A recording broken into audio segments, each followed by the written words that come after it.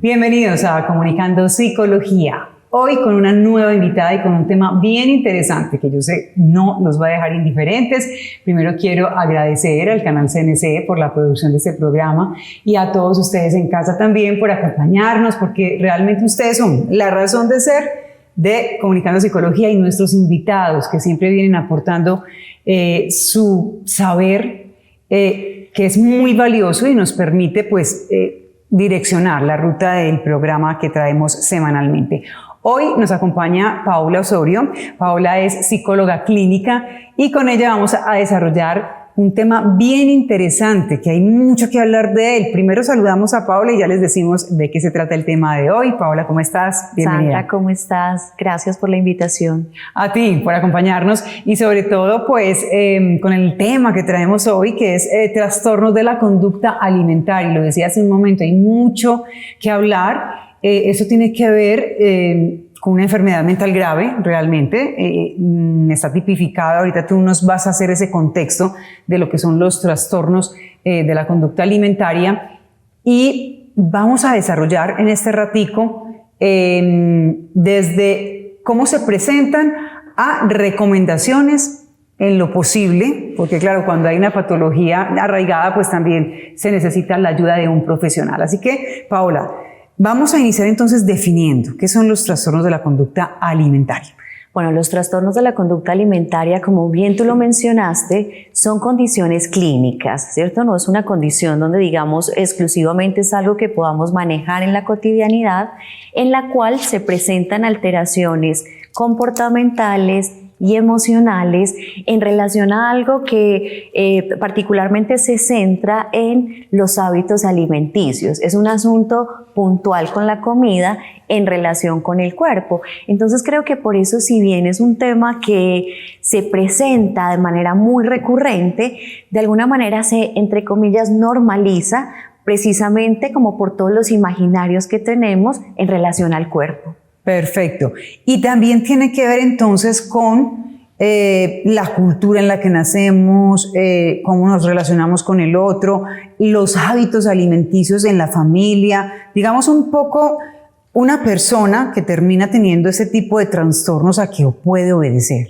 Mira, hay algo muy bonito que nombran incluso los mismos pacientes, y es que más allá del síntoma que se presenta en el cuerpo, el síntoma es como esta manifestación clínica que nos indica que hay una enfermedad, que hay algo que hay que atender. Hay detrás de eso todo un contexto en el cual los mismos pacientes refieren que hay una pregunta grande por la soledad, que hay una pregunta grande por ellos mismos en relación al mundo. Entonces, si nosotros nos vamos a revisarlo un poco desde la historia, nos encontramos que aquí hay un tema, como lo nombra el mismo trastorno, con la alimentación. Y la comida ha sido siempre una forma de vinculación cultural, ¿cierto? Si nos vamos al contexto. Nosotros cenamos cuando vamos a dar una noticia, nosotros tenemos una cena, un almuerzo, siempre en los bautizos, en las celebraciones de Navidad. Entonces la comida se convierte en sí misma en un vínculo emocional. La pregunta que nos hacemos con los trastornos de la conducta alimentaria es: ¿qué hay más allá de esa pelea con la comida? ¿Qué hay allá, más allá de esa lucha por el comer en exceso o el restringir el alimento, y qué tiene que ver eso con mis vínculos afectivos? Entonces desde ahí nos encontramos que puede estar, dependiendo del caso por caso, relacionado con vínculos familiares de pronto un poco alterados o quebrantados, ¿cierto? Que puede haber una pregunta por el sí mismo en relación al mundo, ¿cierto? Entonces, inseguridades, por ejemplo, desde el quehacer, desde la academia, desde el proyecto de vida, y todo se nos empieza a poner en la comida como esto que nos transversaliza. ¿Qué es lo importante? Que no es una condición nueva. Nosotros no podemos decir que los trastornos de la conducta alimentaria hacen parte de un contexto moderno, vienen desde la antigüedad, pero es como que la cultura nos lo va representando de distintas maneras. En la antigua Grecia, por ejemplo, se reunían a hacer grandes banquetes y se producían o se inducían el vómito, pero con el afán de seguir comiendo, de seguir compartiendo. Claro, no se podía parar de comer. No se podía parar de comer, entonces vomitaba. ¿Qué pasa? Que es la misma conducta de bulimia, que enseguida lo vamos a detallar. Entonces, el bulímico hoy en la modernidad se induce el vómito, pero no por la representación cultural del seguir comiendo y seguir departiendo, sino por el perder peso. ¿Cómo se ve? Por la estética, Exacto. por cómo me veo, pero sobre todo por cómo me ve el otro. Muy bien, ahí vamos a entrar enseguida porque vamos a definir cuáles son esos trastornos de la conducta alimentaria, que son varios. Básicamente nos vamos a centrar en el programa de hoy, también por el tema del tiempo, en la anorexia y la bulimia, pero me gustaría que hiciéramos como un repaso por los principales trastornos alimentarios que hay. Mira, ahora hay una condición y es que es como que cada vez se nos van sumando más.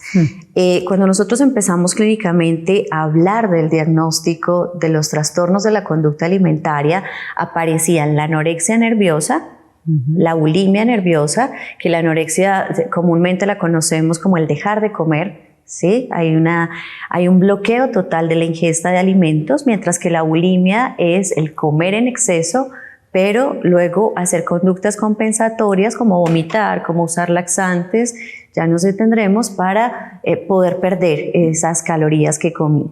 Pero se nos van adheriendo un montón. Se nos adhiere, por ejemplo, la vigorexia, que es la necesidad de desarrollar musculatura, incluso a veces a edades muy tempranas, entonces esto implica un exceso en el ejercicio físico y en el uso de algunas sustancias que nos ayuden al desarrollo muscular. Aparece en la ortorexia, que es casi, y lo voy a nombrar así, la obsesión por la comida saludable, entonces todo lo que sea orgánico, pero aparecen otro montón que se normalizan dentro del contexto cultural, como la pica. La pica es un trastorno de la conducta alimentaria en la cual la persona come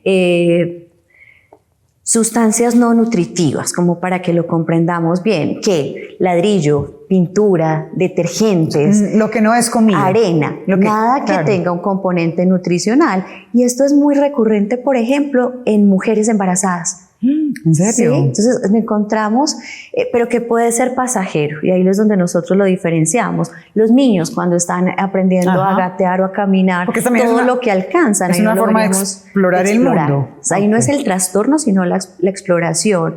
Hay trastorno por atracón, que es el trastorno donde como, pero no puedo botar lo que como, entonces hay un aumento de peso significativo. Entonces mira que pasamos por un montón el trastorno por rumiación, el trastorno por ingesta o por restricción, ya sea por evitación o por restricción de alimentos, por ejemplo.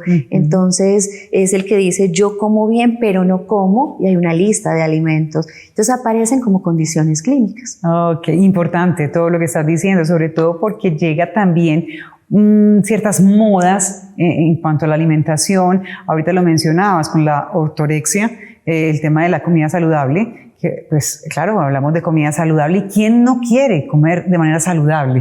Yo creo que todos, pero a ver en qué momento esto se nos convierte en algo obsesivo y terminamos teniendo un problema de los que estamos hablando hoy, un trastorno de la conducta alimentaria. Muy bien. Nos vamos a detener, como se los dijimos hace un momento, en lo que es la anorexia y la bulimia, para que podamos desarrollarlo. Entonces, hablemos de la anorexia, que es esa intención de no comer. O sea, no quiero comer porque yo decido, o no sé qué se le pasa a la persona por su cabeza, en los estándares del peso ideal, y definitivamente lo que quieren es pesar poco y comer poco también. ¿O cómo funciona? Bueno, la anorexia nerviosa es un trastorno mental en el cual hay una inhibición casi total de la ingesta de alimentos, es decir, no quiero comer nada. En la literatura un poco lo expresan de manera muy bella porque nos lo representan como el hambre de nada, ¿sí? Entonces, literal, no hay ingesta de alimentos.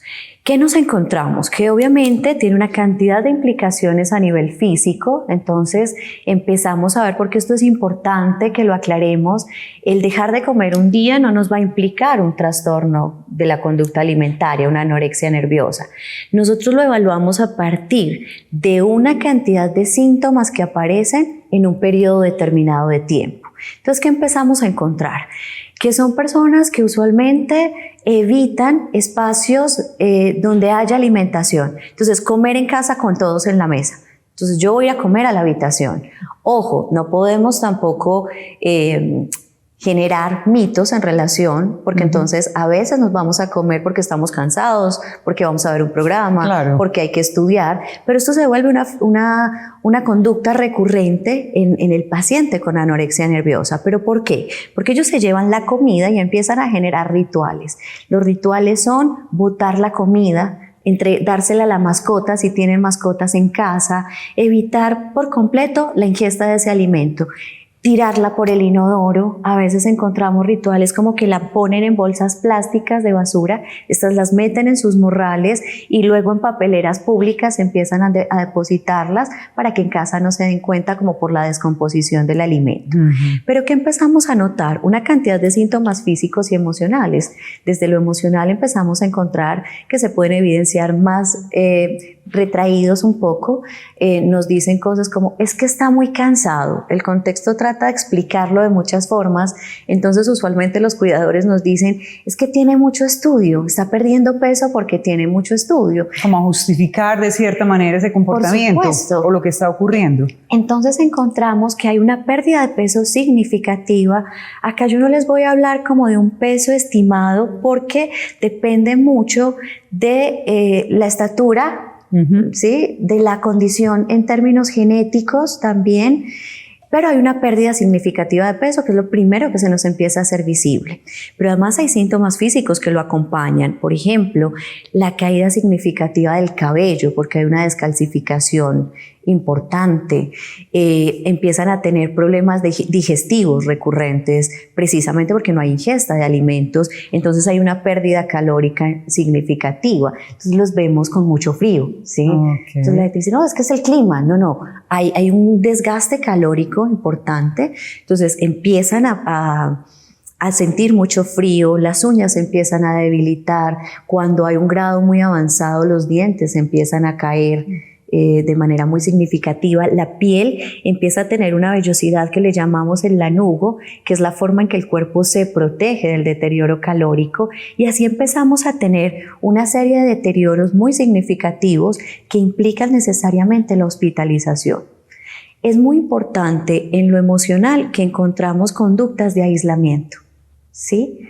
Entonces, ya no quiero ir a fiestas, ya no quiero salir con mis amigos, ya no quiero estar en reuniones familiares, y por eso es que lo asociamos con una conducta de soledad, con un sentimiento profundo de soledad, porque así se sienten y ellos lo refieren. Es muy importante aclarar que el paciente no lo elige, pero que empieza con rituales muy marcados por la cultura, las dietas en los colegios. Entonces, cuando hacen, por ejemplo, retos de decir, vamos a perder peso porque hay una fiesta de 15. Y son esas super dietas de una semana, no sé, que van a comer solamente piña y atún, pues no sé. Exactamente. Por decir algo.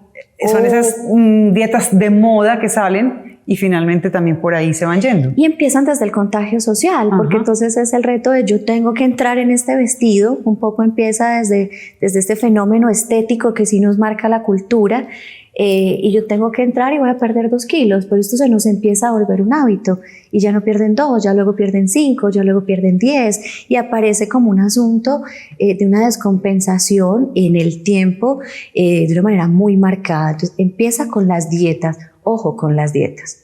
Ojo, las dietas tienen que estar acompañadas por profesionales, nutriólogos, nutricionistas y representadas por casos muy específicos. El diabético tiene una dieta muy específica, pero porque hay una condición de salud. Acá, por ejemplo, empezamos a encontrar también que empiezan a saltarse comidas, ¿sí? Entonces, yo voy a desayunar, pero no voy a almorzar y no voy a cenar, ¿sí? Entonces, empezamos a hacer una inhibición de alguna manera de alguna de las rutinas alimenticias que se traían y las suprimos totalmente. Y digamos entonces que el organismo también se va habituando a esa manera de alimentarse, porque aquí surgiría esa pregunta, es la sensación de fatiga, de hambre que llega cuando tenemos un ayuno prolongado.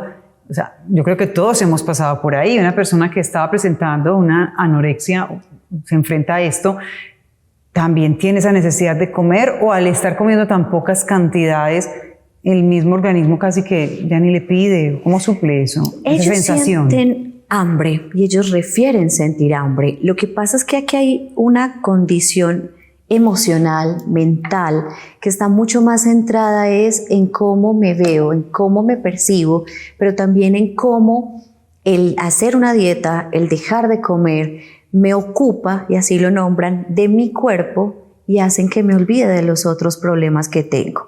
Entonces, al no ocuparme de las otras condiciones, es muy difícil que ellos logren representar como el hambre, como la sensación física, pero sí la sienten. Okay. Y cuando empiezan el proceso, empiezan a reconocer que sí sienten hambre. ¿Pero qué hacen? Desvían la atención, es como si generaran distractores. Me pongo a leer, me duermo temprano, es un hábito que empiezan a tener. Me duermo temprano y el cuerpo sí empieza a generar, obviamente, una respuesta a eso. Entonces, ¿qué pasa? Que cuando intentan comer algo, así sea muy pequeño, vomitan. Okay. Pero no como una condición como la bulimia de inducirme el vómito, sino que el cuerpo simplemente, todo este aparato digestivo ya empieza a rechazar el alimento. Ya es una reacción del cuerpo. Hay una reacción biológica. Bueno, estoy atrapada con el tema que traemos hoy, Paola, tanto que se nos ha pasado un poco el tiempo. Vamos a hacer una pausa y regresamos para seguir hablando de trastornos de la conducta alimentaria. Volvemos.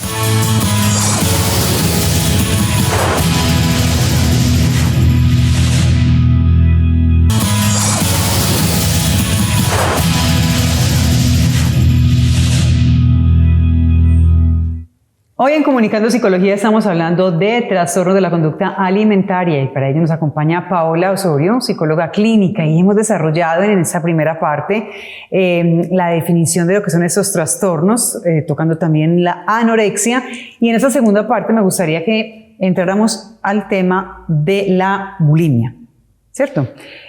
Para diferenciarlos y pasamos a dar unas recomendaciones, ¿de acuerdo? Por supuesto. Entonces, la bulimia viene siendo las personas comen compulsivamente y luego se inducen el vómito con la intención, puede ser de seguir comiendo o puede ser de perder peso. ¿Qué está pasando en este trastorno?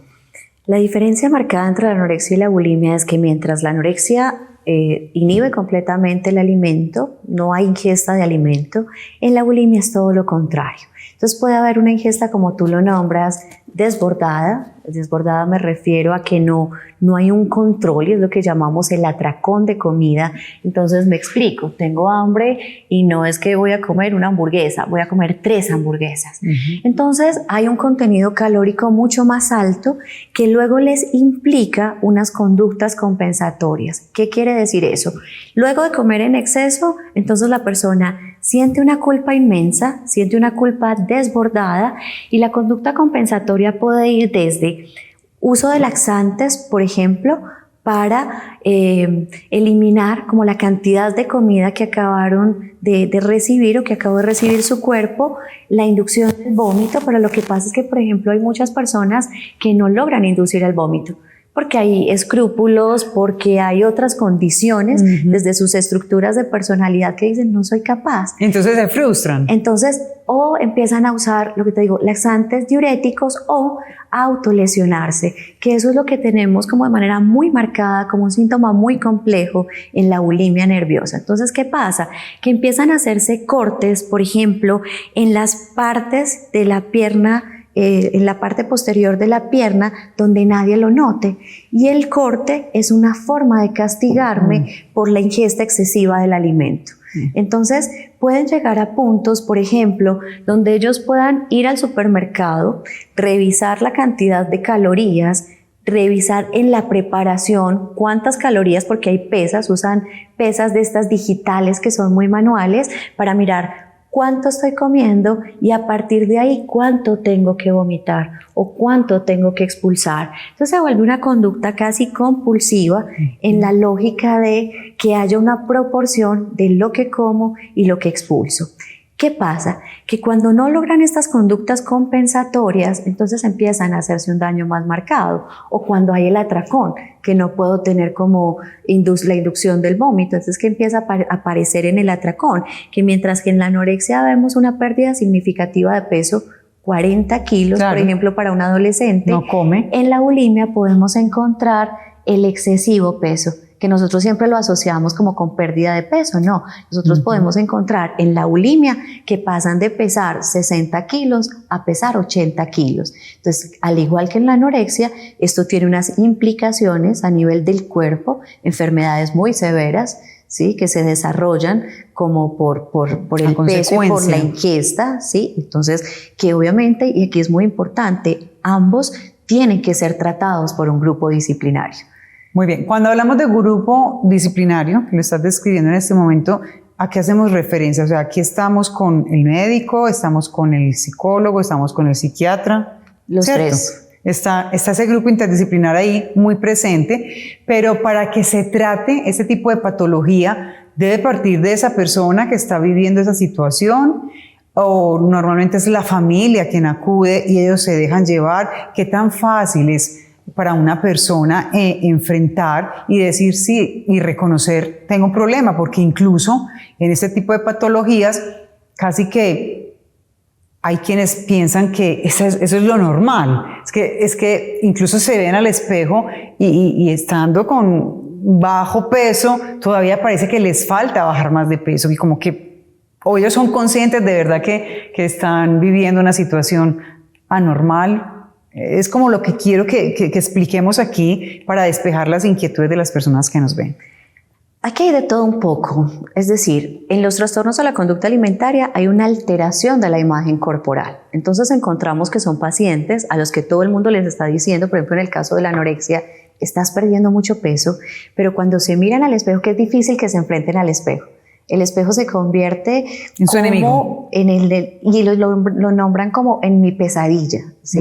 Entonces, como no logran mirarse al espejo, hay una representación de que no es suficiente, ¿sí? Entonces, desde ahí no hay una toma de conciencia que permita decirle al paciente en un estado inicial, que sería lo ideal, necesito consultar, que era lo que hablábamos, psiquiatra, psicólogo, médico, y ya ellos derivan, si es necesario, a otras especialidades.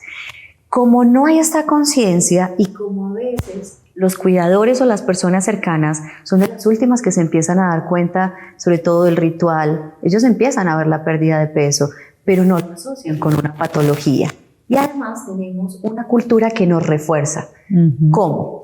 El ideal de la estética. Entonces nosotros estamos en una cultura donde los adolescentes, por ejemplo, incluso no es exclusivo de los adolescentes, pensémoslo, entre los 13 y los 25 años, que es la etapa más sensible como de la condición de padecer un trastorno de la conducta alimentaria. Digo más sensible porque también lo vemos en personas de 45 años o más y en personas de la tercera edad. Lo que pasa es que están en bloques y en condiciones situacionales y culturales distintas, incluso por sus propios duelos, ¿cierto? Pero si lo ponemos enmarcado en estas adolescentes o en estos adolescentes, porque es un trastorno que se presenta en hombres y en mujeres. Que muchas veces se cree que es más para mujeres, o sea, se presenta más en mujeres que en hombres. No. Nada que ver. Nada que ver, lo presentan también los chicos, también las niñas, pero nos encontramos con que hay una premisa en la cultura que nos dice el cuerpo, la estética, la belleza te da poder. La belleza te permite ocupar un lugar en el mundo. Es que si eres bello, eres exitoso. Y parece que la belleza está asociada con la delgadez. La belleza está asociada ¿cierto? Con el cuerpo. Sí, con el cuerpo. En general, pero no sé, culturalmente y por ejemplo aquí en donde vivimos, el estar, si es verdad que el volumen también ayuda, por ejemplo en Medellín se ve mucho eso, que es la ciudad desde donde estamos emitiendo este programa, pero que el cuerpo sea armonioso, entonces casi que tendemos a bajar de peso, o es como la idea en la cultura, estar más delgado que gordo. Por supuesto. ¿Cierto? Eso está muy atravesado por los discursos culturales. Mira que nosotros tuvimos una época donde, por ejemplo, todo lo que tuviera que ver con cirugías estéticas aparecía como tendencia. Y tendencia para ocupar un lugar en el mundo. Ocupar un lugar me refiero a ser reconocido, a ser amado, a ser exitoso, a tener poder. Es como que nunca en la cultura, en la historia de las culturas, se ha visto un atravesamiento tan directo al cuerpo como en la cultura actual. Entonces, por supuesto, nuestra cultura desde la estética nos vende cuerpos desde la delgadez, como ideal de belleza. Exacto, y perfectos, ¿sí? Además con unos estereotipos imposibles de alcanzar, teniendo en cuenta asuntos de genotipos, de fenotipos propios de nosotros. Me refiero estatura, me refiero color de piel, ¿sí? Que tiene que ver mucho con cosas de descendencias, con cosas de cultura, con cosas de genética, y que nosotros tratamos de atravesar para cumplir ese imaginario y esa representación que la misma vida, que la misma cultura nos entrega. Muy bien, Paola, se nos está acabando el tiempo, todavía tenemos un par de minutos, pero me gustaría que en esta parte final diéramos algunas recomendaciones con respecto al tema que traemos hoy, que me parece fundamental. Decías ahora que la familia normalmente es la última en enterarse, o las personas que están ahí en ese entorno notan que esa persona ha bajado de peso, pero le restan y no saben que hay un trastorno ahí de fondo. Recomendaciones, ¿cómo se puede enfrentar los trastornos de la conducta alimentaria? Yo creo que antes que la prevención sería ideal generar una conciencia de la promoción, es decir, encontrar esas señales de alerta y empezar a hacerlas visibles. En el trastorno de la conducta alimentaria es muy, muy importante una red de apoyo. ¿Por qué? Porque como ellos se esconden y se aíslan para repetir la conducta, la red de apoyo lo que posibilita es estar pendiente de ¿comiste? Incluso ellos dicen como que me siento perseguido, siento que me robaron mi intimidad, porque incluso en el tratamiento para entrar al baño a ducharse necesitan compañía, necesitan acompañamiento. Entonces es muy importante escuchar, es muy importante no invalidar la emoción del otro, decirle como, es que yo me estoy sintiendo feo, porque nosotros tenemos reforzadores desde el discurso que son aparentemente discursos culturales, pero que atraviesan de manera directa a las personas con el trastorno. ¿Cómo? Es que cuando estabas más flaquita te veías más linda, o es que engorda un poquito, porque es que si estás más gordito, los niños más gorditos son más sanos. Y mira que es un comentario cariñoso, o sea, como con intención de venderle la idea de que come un poco, que estás muy delgado. Entonces es saber llegar, saber decirlo, de manera que lo entienda, lo comprenda y no se convierta también en algo que refuerce el comportamiento. Pero sobre todo, totalmente, pero también es darnos cuenta de lo que está pasando alrededor de esa persona. O sea, la pérdida de peso, el aumento de peso ya nos está indicando algo. Y ese indicador es que está viviendo en casa. Mira, la conducta alimentaria puede ser un detonante después de divorcios, duelos, pérdidas, separaciones, todo lo que implique la cotidianidad. Entonces, como algunos ponen el síntoma en la tristeza, que aparece el síntoma depresivo, otros los ponen en el cuerpo. Muy bien. Paola, quiero agradecerte por acompañarnos hoy en este espacio de salud mental, por dejarnos esa pincelada de los trastornos de la conducta alimentaria, que es muy amplio, pero sé que a una persona que nos esté viendo y le toque, pues igual puede pedir ayuda, puede haber encontrado alguna recomendación aquí. Así que siempre bienvenida y pues espero que tengamos ocasión de compartir nuevamente en este lugar. Gracias por la invitación y espero que sea de utilidad para todos. Así es. A ustedes también, muchísimas gracias por acompañarnos hoy en Comunicando Psicología. Ya saben, tenemos una cita cada semana en este espacio donde crecemos y aprendemos.